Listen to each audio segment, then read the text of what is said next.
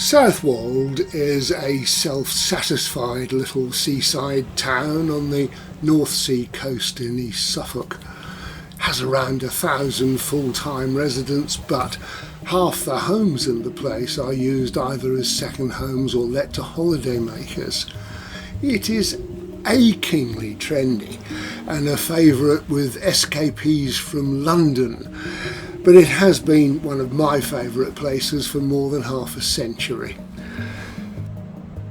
There's Southwold Lighthouse in the centre of the town, right next to the 200-year-old Soul Bay Brewery, home of one of the country's most successful and innovative independent brewers, Adnams.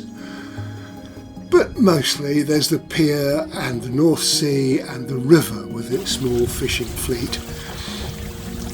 Southwold Pier was built in 1900 or thereabouts to accommodate the Bell steamers that carried trippers along the coast at that time.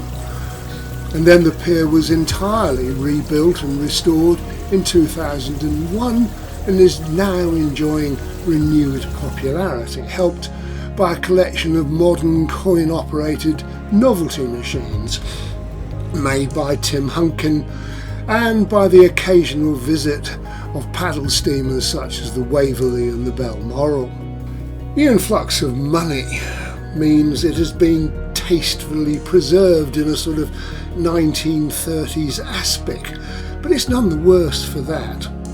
It's just a few miles north from my home village further down the coast, and Southwold was the place for summer days out of my childhood, the site of family holidays with my own children, and the location of family reunions in later years.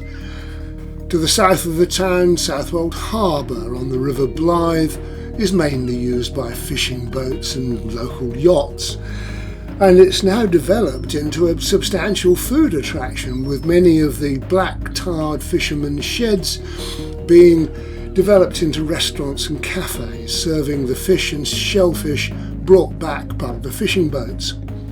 The river itself can be crossed on foot or by bicycle by a footbridge, and there's a road ferry service that runs between the Wobbleswick and Southwold banks.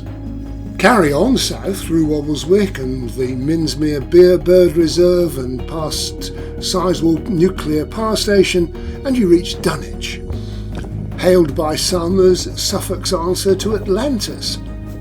Dunwich was once a thriving medieval port and had 3 times as many residents as Southwold does today, back in 1086 that was.